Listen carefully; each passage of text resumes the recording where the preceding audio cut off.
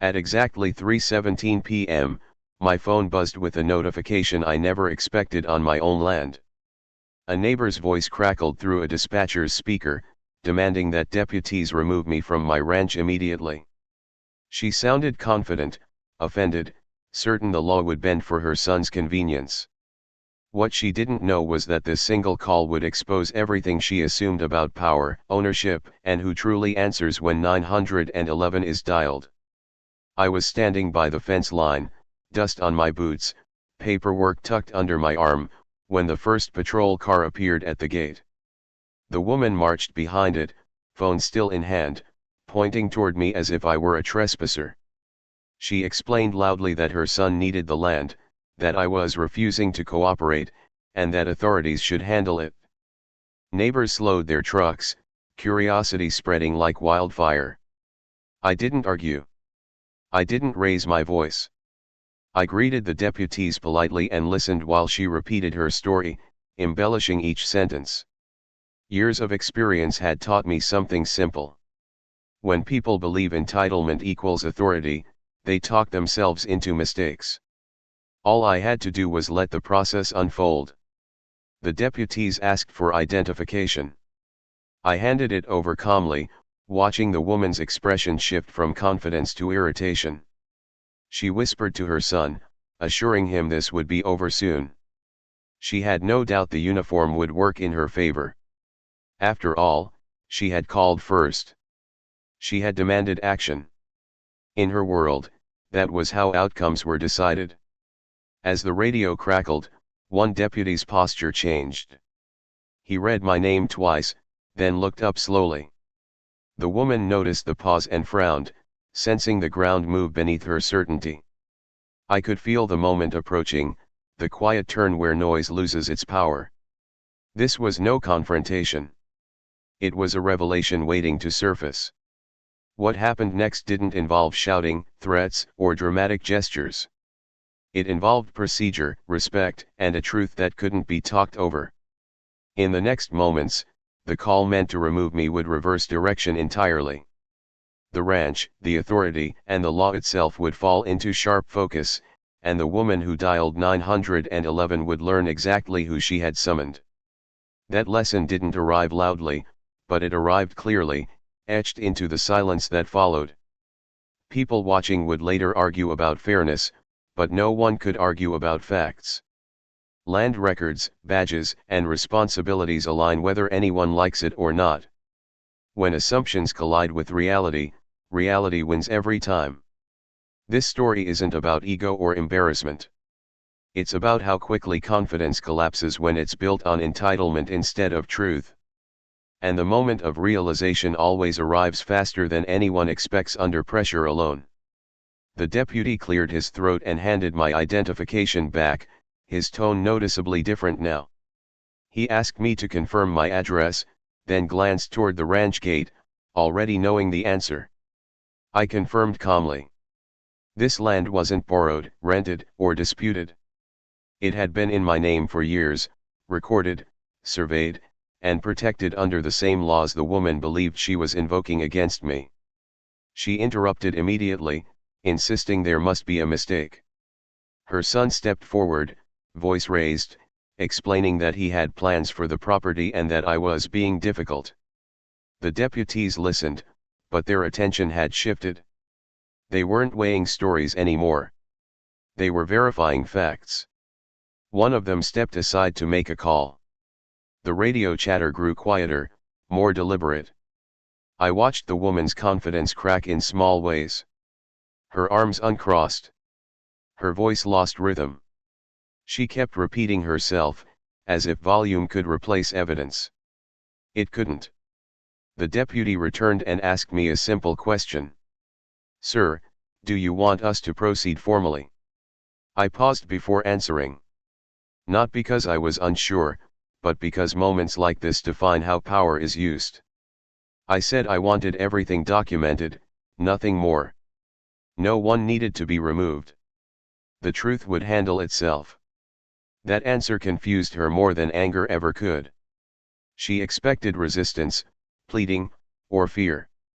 What she got was control without force. The deputy turned to her and explained, clearly and professionally, that I was the lawful owner of the ranch and that no one had the authority to demand I leave it. Her 911 call, he added, was based on a false claim. Her reaction came in waves. First disbelief. Then frustration. Then a sharp realization that the situation was no longer bending her way. She asked for a supervisor. The deputy nodded and called one. Procedure again. Always procedure. As we waited, I leaned against the fence, listening to the wind move through the fields. This land had seen storms worse than this moment. The woman paced, whispering angrily to her son, who now avoided eye contact. Neighbors lingered at a distance, sensing the story had taken a turn. When the supervisor arrived, the air changed completely. Introductions were made. Names were exchanged. And then the question that would end it all was asked. Do you know who you called the police on? The woman hesitated. She looked at me, really looked at me, for the first time. Something clicked. The confidence she had carried into this encounter finally gave way to uncertainty. The truth was about to land, and it wouldn't be softened by tone or excuses. What followed wasn't dramatic, but it was final. And once spoken aloud, it couldn't be taken back. Authority doesn't announce itself loudly. It reveals itself quietly, when needed. And that moment was seconds away. The supervisor didn't raise his voice. He didn't need to. He simply stated my full name, my role, and my jurisdiction. The effect was immediate. The woman's face drained of color, and her son took a step back as if distance alone could undo what he'd just heard.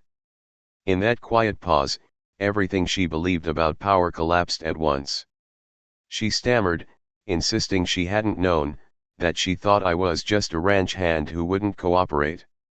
The supervisor nodded, then explained patiently that 911 is not a tool for personal disputes, nor a shortcut for entitlement. Calling emergency services under false pretenses carries consequences, regardless of intention. Especially when the call targets someone responsible for enforcing the very law being misused. I stayed silent. There was nothing left to add. The deputies documented the call, the statements, and the attempted removal request. Each word written down mattered more than any argument ever could. The woman's earlier certainty now sounded hollow against the steady rhythm of procedure. Neighbors who had gathered nearby began to disperse, murmuring quietly. The spectacle was over. What remained was accountability. The supervisor asked the woman if she understood the seriousness of what had occurred. She nodded stiffly, eyes fixed on the ground. Her son said nothing at all. The deputy returned my identification one last time, this time with a nod of respect. The supervisor thanked me for remaining calm and for allowing the process to unfold properly. I thanked them in return. Respect works both ways when everyone understands their role. Before leaving, the supervisor addressed the woman directly. He explained that any future disputes regarding land use, access, or ownership would need to go through civil channels, not emergency lines. Misuse of 911, he added, would not be taken lightly again. The message was firm, not cruel. Clear, not dramatic. As the patrol cars pulled away, the ranch returned to its usual quiet. The woman stood frozen for a moment, then turned and walked back toward her vehicle without another word. Her son followed, shoulders slumped. The confidence that brought them there had vanished entirely. I leaned against the fence and looked out across the fields. Nothing had changed physically. The land was the same. The sky was the same. But something important had shifted. A boundary had been drawn, not in soil, but in understanding.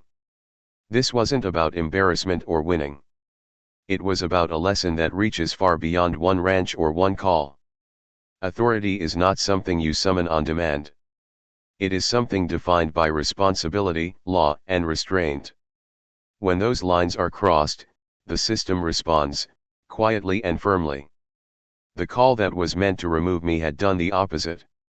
It had clarified ownership, reinforced limits, and reminded everyone watching that entitlement does not override reality. And once that truth is learned firsthand, it's not easily forgotten. After the patrol cars disappeared down the dirt road, the ranch felt unusually quiet, as if the land itself was processing what had just happened. I stood there for a while, not out of shock, but reflection. Encounters like that leave behind more than dust. They leave lessons, especially for those who believe authority is something they can borrow when it suits them. Word traveled fast. By evening, I had received messages from neighbors who had witnessed parts of the scene or heard fragments of the story. Some were curious. Others were embarrassed on her behalf. A few admitted they had once considered calling authorities themselves during disputes, assuming it was the quickest way to win. That assumption, I realized, was more common than anyone liked to admit. Later that night, I sat at my desk reviewing routine paperwork when my phone rang again. This time, it wasn't a dispatcher or a deputy. It was a colleague, checking in after hearing about the incident through official channels. We spoke briefly, professionally, and then the conversation turned personal. He asked how often situations like this happened. I told him the truth. More often than people think, especially where entitlement meets property lines. The next morning, I saw her truck parked near the edge of the road. She didn't approach. She didn't wave. She simply waited, then drove away when I stepped outside. That avoidance spoke louder than any apology. Realization had settled in, and with it, discomfort. Accountability often feels that way at first. Over the following days, the incident became a reference point in conversations across the community. Not gossip, but cautionary discussion. People talked about land records, proper channels, and the difference between civil disputes and emergencies. That shift mattered. It meant the lesson had extended beyond one person. I didn't file charges. I didn't pursue penalties. Documentation already existed, and that was enough. Sometimes the most effective consequence is clarity. Knowing where the line is, and knowing it won't move just because someone demands it. Standing at the fence one afternoon, I watched the sun dip low over the fields. The ranch had endured droughts, storms, and years of hard work. It didn't need defending with raised voices or threats. It needed respect for the law that protected it. That 911 call had been made with certainty and entitlement. It ended with understanding and restraint. The contrast couldn't have been clearer. Power doesn't belong to the loudest voice or the first call placed. It belongs to the system when it's used correctly. And while this chapter of the story felt complete, there was still more to reflect on. Because moments like this don't just end. They echo, shaping how people act the next time they think about dialing a number they can't take back. A week passed, and life on the ranch returned to its familiar rhythm, but the atmosphere in the surrounding community had subtly changed. People waved more cautiously now, not out of fear, but awareness. That single phone call had reminded everyone that lines exist for a reason, and crossing them carries consequences that can't always be argued away. I noticed it most during routine interactions. Conversations were more measured. Disagreements ended quicker. When boundaries were discussed, they were referenced with facts instead of assumptions. The ranch, once seen as something negotiable in the minds of a few, was now understood as fixed, protected, and unquestionably mine. One afternoon, a letter arrived in the mail. No return address, no official seal. Inside was a short note written carefully, almost nervously. It wasn't an apology, at least not directly. It was an acknowledgement. She admitted she had acted out of pressure and pride, that she believed calling 911 would force a result. She wrote that she hadn't realized how serious the misuse of authority could be until she was standing in front of it. The letter ended without a signature. I folded it once and placed it in a drawer. Some lessons don't require a response. Recognition is often enough. From a professional standpoint, the incident was logged and closed. No further action was needed. But the ripple effects continued. Local meetings began including brief reminders about proper channels for disputes. Emergency services usage was discussed openly. Education replaced assumption, and that was a quiet victory no one could measure easily. The ranch itself seemed unchanged, but my appreciation for it deepened. Ownership isn't just about land. It's about responsibility, patience, and knowing when to let the law speak instead of your voice. That day had tested all three. I thought about how easily the situation could have escalated if I had reacted emotionally. A raised voice, a sharp word, even a defensive posture could have shifted the narrative. Instead, restraint had done the work. It allowed the truth to surface without resistance. What stayed with me most wasn't her embarrassment, but her certainty at the start. She truly believed authority was something you could summon like a service. That belief is widespread, reinforced by stories where loudness wins. But reality operates differently. The system doesn't respond to entitlement. It responds to accuracy. As the sun set one evening, I stood near the gate where the patrol car had first stopped. The ground showed no sign of disturbance. If someone hadn't been there, they'd never know anything unusual had happened. And yet, that invisible line between assumption and fact had been firmly reinforced. This chapter of the story wasn't about confrontation anymore. It was about aftermath. About what happens after power is corrected and misunderstanding gives way to clarity. And while the ranch settled back into silence, the lesson carried forward, shaping choices made far beyond my fence line. Still, there was one question people kept asking, one I hadn't fully answered yet. What would have happened if the truth hadn't come out so quickly? That question lingered, and the answer revealed even more about how fragile false authority really is. That lingering question stayed with me longer than I expected. What if the truth hadn't surfaced so quickly? What if the deputies hadn't checked carefully, or if I had reacted defensively instead of calmly? The outcome could have been very different, not because the facts would change, but because perception often shapes action before truth has time to catch up. I'd seen it before in other situations. Someone calls first, speaks confidently, and suddenly the burden shifts to the person being accused. That's why documentation matters.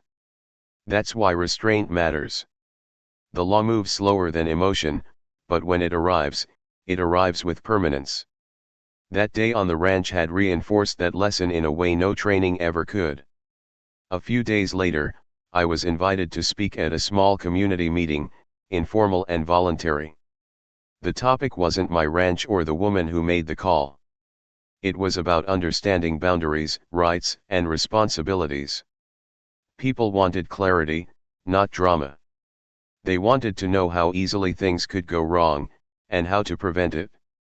I explained the difference between emergencies and disputes. I explained how quickly a false report can spiral into something serious, even if the caller believes they're justified. Most importantly, I explained that calm cooperation protects everyone involved.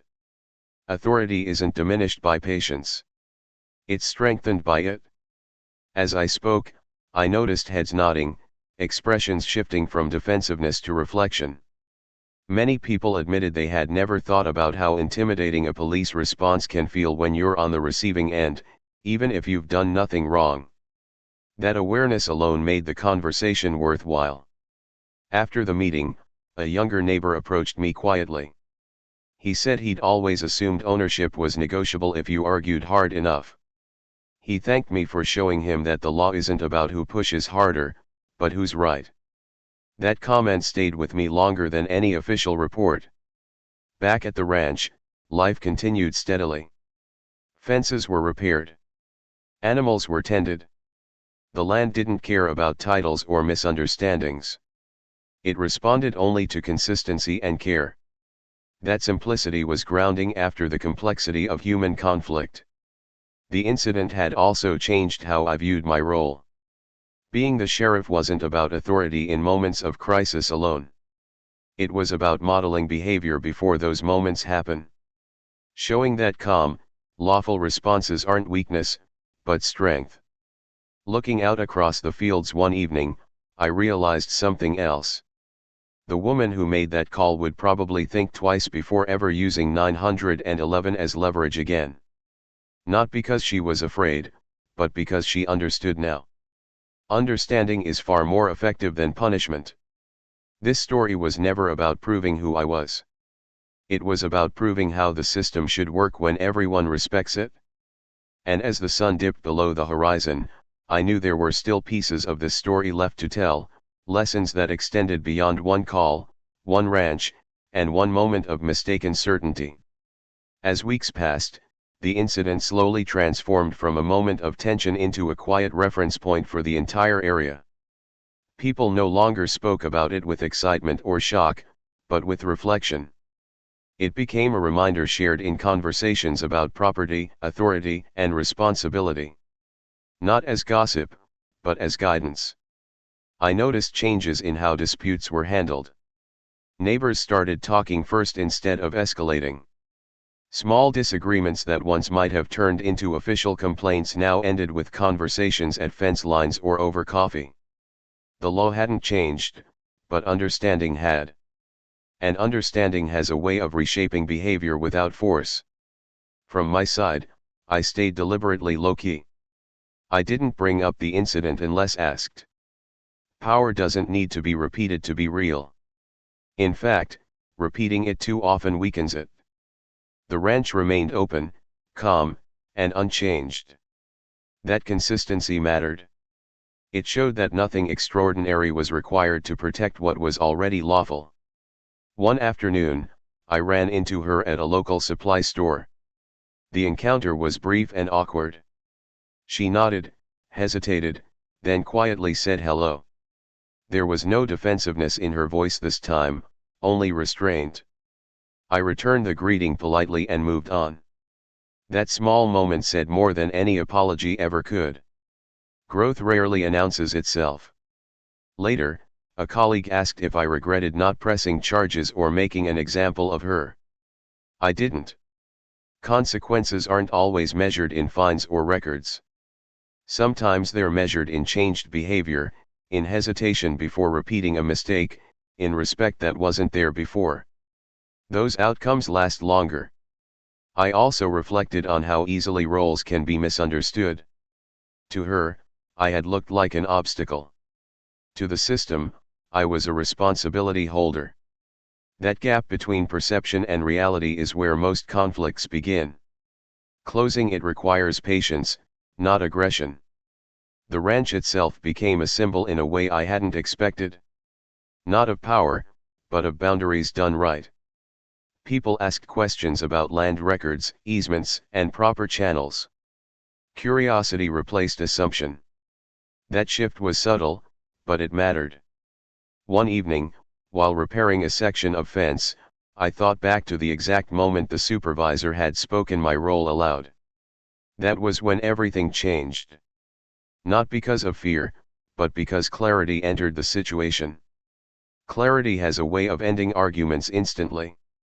The truth is, this story could have gone many ways. It could have escalated. It could have become ugly.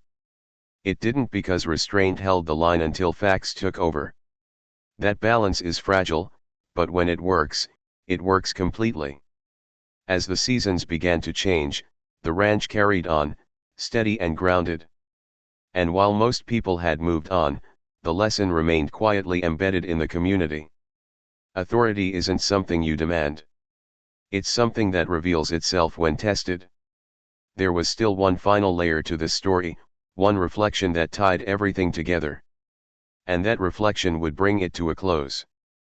The final layer of this story didn't come from another confrontation or an official report. It came from reflection, the kind that settles in after everything quiets down. Once the dust clears, you start seeing not just what happened, but why it mattered. That ranch incident wasn't unique because of who I was. It was unique because it exposed how fragile false confidence really is. People often believe power belongs to whoever speaks first, loudest, or with the most certainty.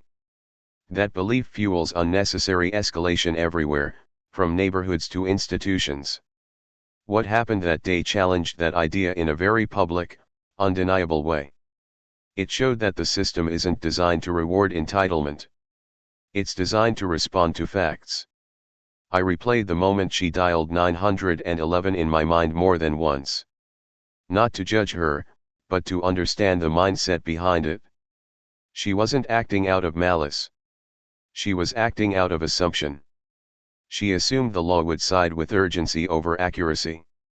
She assumed calling authorities meant control. Those assumptions are more common than most people realize. That's why the lesson extended beyond her. It reached everyone who heard the story, even secondhand. It reached people who had never questioned how easily a call could upend someone else's day, or worse. Awareness replaced ignorance, and that alone prevented future mistakes. I also thought about my own response. Staying calm wasn't instinctive. It was learned. Years of experience teach you that reactions create narratives. By refusing to react emotionally, I let the truth speak uninterrupted. That choice mattered more than any badge or title. The ranch continued to ground me. Working the land reminds you that real ownership is patient. You don't rush seasons. You don't force growth. You prepare, protect, and wait. That same approach applies to conflict. Rush it, and you damage something. Handle it carefully, and it resolves itself. Over time, the story faded from daily conversation, but the behavior changes stayed. Emergency lines were respected. Disputes went through proper channels. People paused before assuming authority was on their side. That pause was the real outcome. One afternoon, I stood at the edge of the property, watching the horizon stretch endlessly. It struck me that the most powerful moment of the entire incident wasn't the reveal of who I was. It was the moment she realized who she wasn't. She wasn't in control. And she never had been. That realization didn't humiliate her. It corrected her. Correction is quieter than punishment, but far more effective.